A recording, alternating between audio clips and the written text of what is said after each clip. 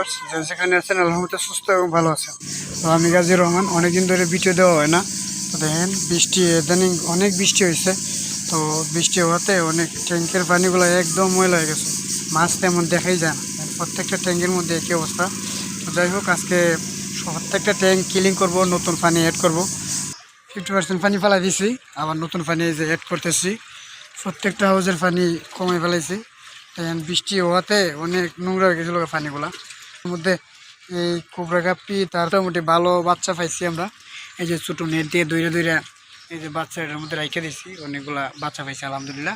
আরও ধরতেছি, এই যে আরও এই যে একটা বাচ্চা দেখা যায় না জানি না। এই যে অনেক বাচ্চা আছে, এগুলা প্ল্যান্টের ভিতর দিয়ে লুকাই দিচ্ছে। এগুলো ধরে ধরে আলাদা করতেছি। আর এদিকে মোটরের পানিও লোড হইতেছে। হচ্ছে কি বিভাস, সবচেয়ে গুরুত্বপূর্ণ যেটা হচ্ছে পানি। প্রত্যেকটা পানি ফালানোর পর নতুন পানি অ্যাড করার আগে আমি কি কি ব্যবহার করি। তো প্রত্যেকটা আউজের পরিমাণে লবণ নিছি প্রায় হাফ কেজির মতো। হচ্ছে গিয়ে চুন, পটাশ।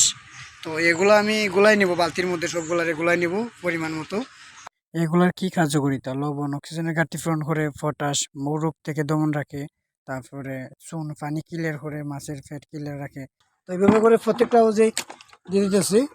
প্রত্যেকটা হাউজে দেওয়ার পর পানিতে দিকে অ্যাড হইতেছে নতুন পানি, ক্লিয়ার মধ্যে দেখা যাইতেছে কি সুন্দর। তো যাই হোক, ছিল ভিডিও। সবাই সুস্থ এবং ভালো থাকবেন। আল্লাহ হাফেজ।